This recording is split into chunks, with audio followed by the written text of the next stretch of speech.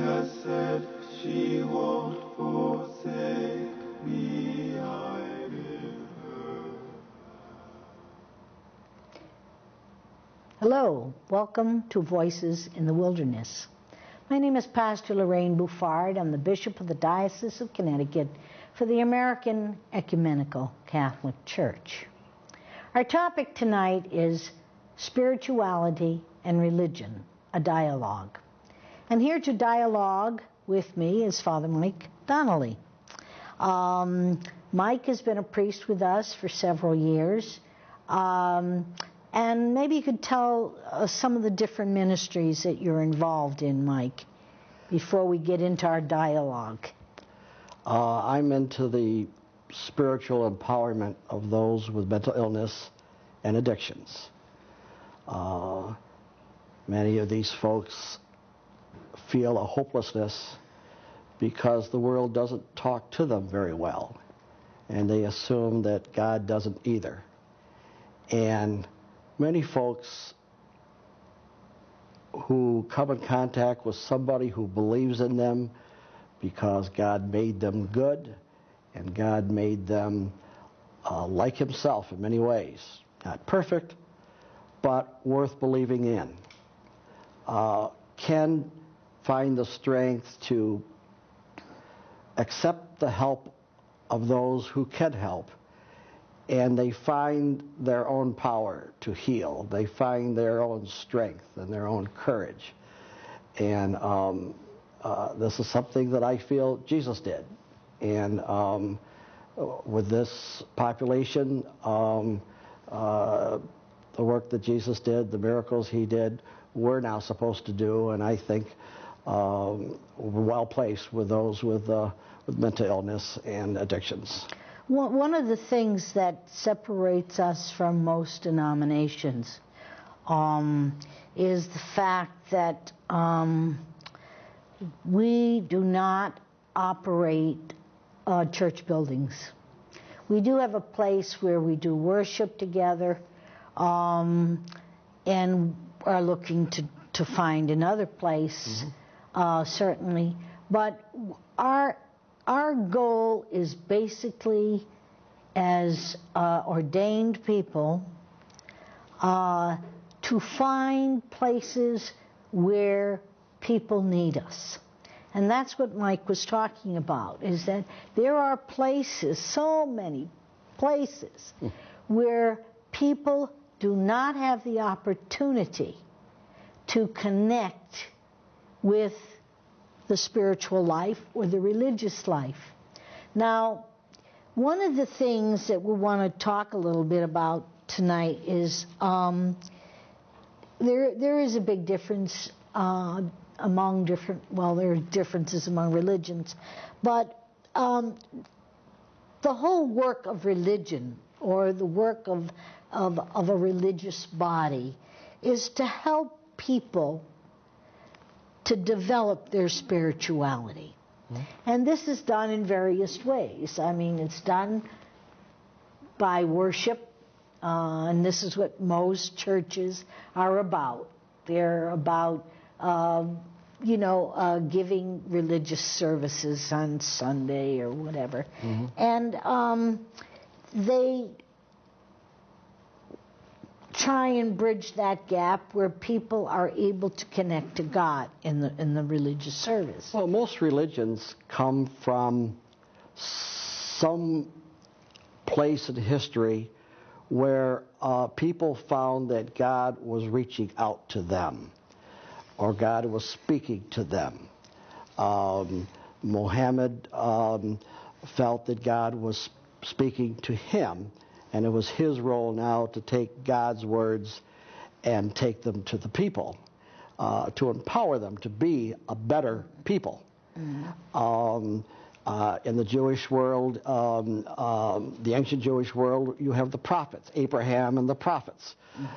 Again, they felt that God was speaking to them, empowering them, making them something a little bit special and something different. And they form a group of people who believe in that revelation, or believers, have faith in what God was saying to them about their worth and their future. And a religion grows. Christianity the same way. Jesus. Well, what has happened with Christianity, and I would imagine with many of the others, is that we have a lot of people in this country now who don't want to align themselves with any denomination. Mm-hmm. For them, religion is adhering to a set of beliefs where that institution says, this is the truth, you must believe this. And if you don't, there's something wrong with you. Yeah, not only wrong, there will be something that will happen to you, okay? And actually, Jesus had the same problem. He had a very hard time associating himself with his religion. People need to remember, for instance, that Jesus was born, lived, and died a Jew. He inherited the message from the prophets, and that is that we're trying to become worthy to become members of the kingdom of God. Well, what was the message when one of the Pharisees was trying to trip him up, and he said, what is the most important thing that we must do as Jews? And it was the same message, by the way, that Muhammad received. The first message was, I am your God. There are no other gods beside me. In other words, there is someone much bigger than our imaginations who is reaching out to us to show us our worth, our purpose. And so the greatest of the commandments that Jesus reiterated was that you are to love the Lord your God. Who is a loving God in return. Right. And the second was like unto it, he said, and that is to love your neighbor as yourself. And there was nothing there about the purity code. He didn't say we had to believe what someone says or believe in what a group says. He said we had to love and respect others as we love and respect ourselves. No insinuation we had to think like them. It didn't mean that Jesus was not a faithful Jew, that he did probably adhere to most of those restrictions, but when they went against injustice, that made it a completely different story. Yep. When it was not loving, when it was not fair. And Jesus kept telling the people about the kingdom of God or the kingdom of heaven as he saw it. It wasn't meant to be a place far away, because his good news was the kingdom of God is here. And as soon as he tells the apostles of that, for instance, in the 10th chapter of Matthew, for instance, he then says, now go out and proclaim the kingdom. And he didn't say anything about making sure everybody thinks like you. He says to proclaim the kingdom by doing the miracles I did.